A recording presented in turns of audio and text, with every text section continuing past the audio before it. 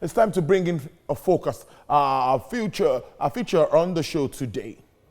Today marks the International Youth Day with the theme Youth Engagement for Global Action, celebrating and giving an opportunity to mainstream efforts of young people in the global space.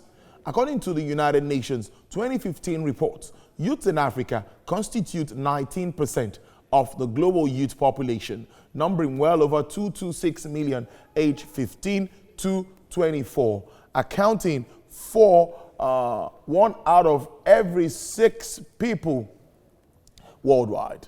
The figure is predicted to increase 1 out of every 4 people, which means that there would be 1.3 billion youth in the world by 2030. A new pattern of structural change is emerging in Africa, characterized by higher growth rates in the services sector relative to manufacturing. Now, with the advent of technology and the trend towards a completely integrated global economy, certain sectors have risen to the fore in terms of relative importance for economic development in Africa, such as information communications technology, ICT-based services, agricultural, creative, space, tourism, and hospitality.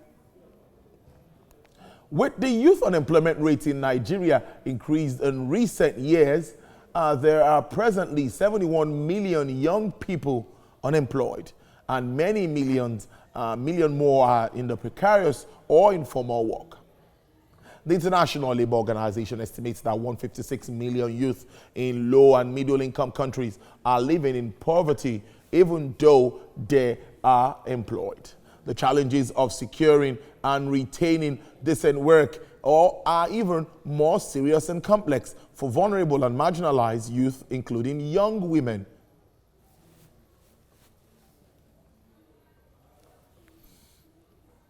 Joining me live in the studio to bring some fresh perspective on utilizing the potentials that are bound with the youthful population and the ever-evolving space of emerging sector is Mr. Femi Taiwo. He is the Executive Director of LEAP Africa. Thank you very much for your time on the show today. Hello, good afternoon, Tolu. A pleasure to be here today. I want to start with the theme for the day.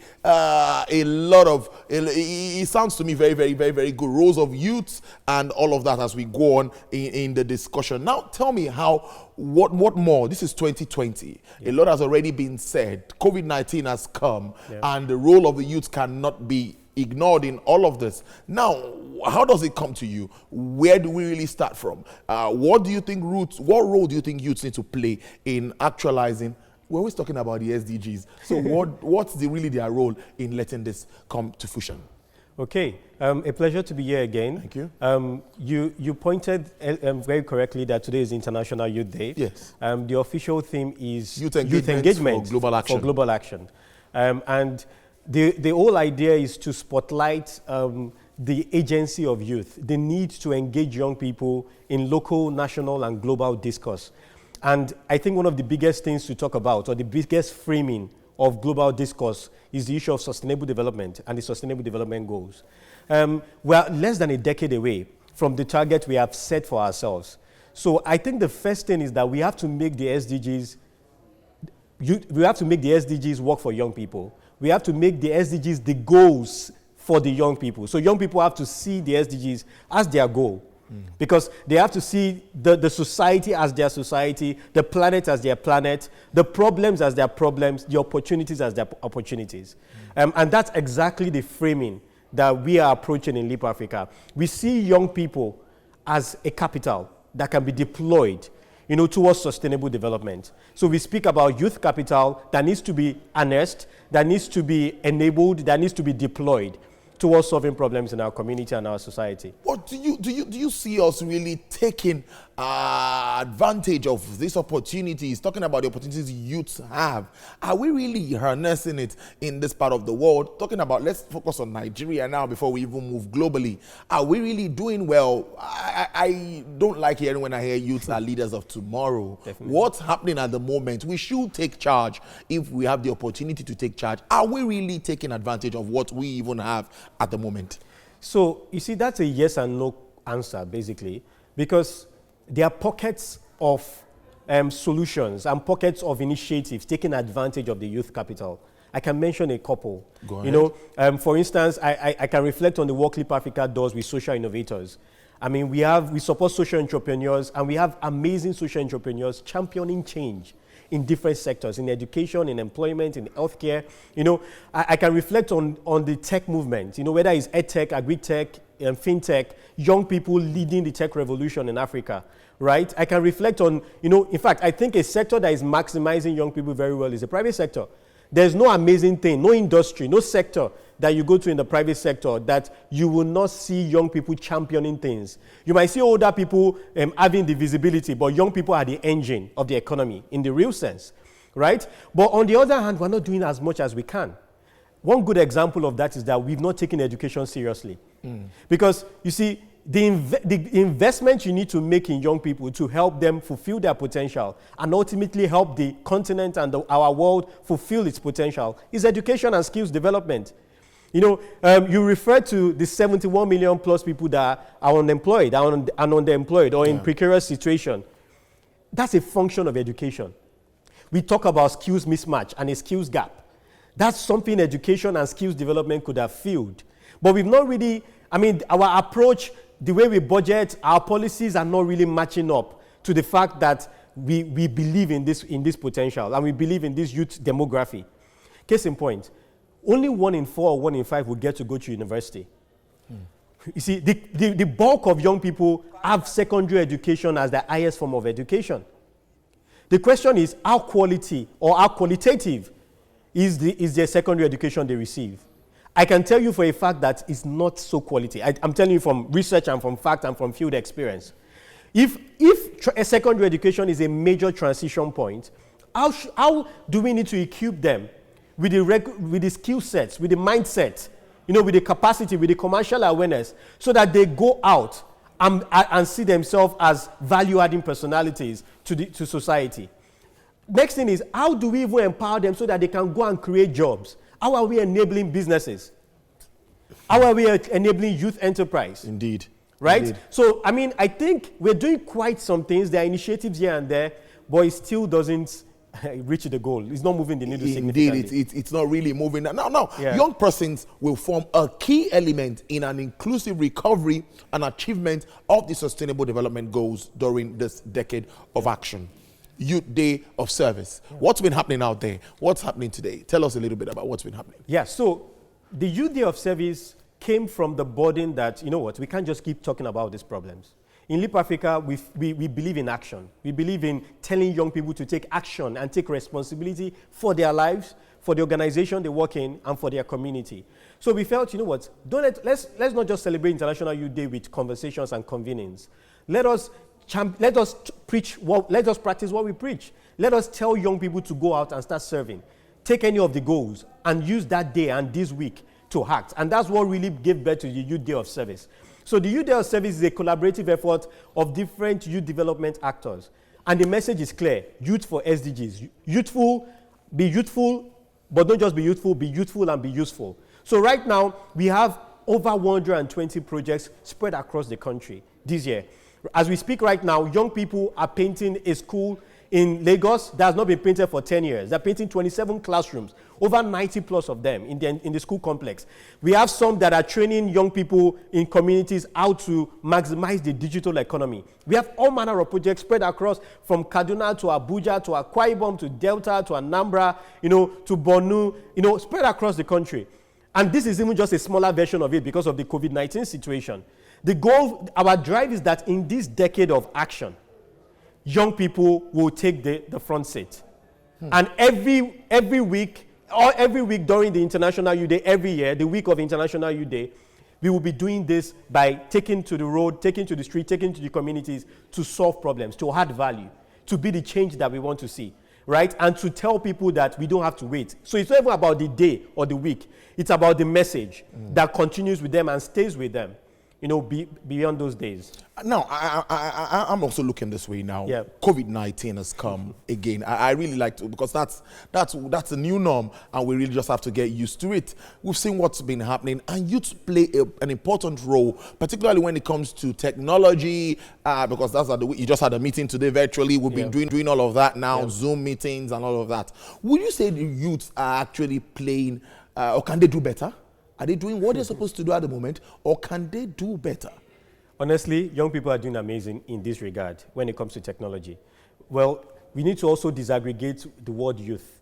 Beyond 15 to 24, according to UN, or 14 to 29, according to Nigerian youth policy, young people are in different phases in their lives, right?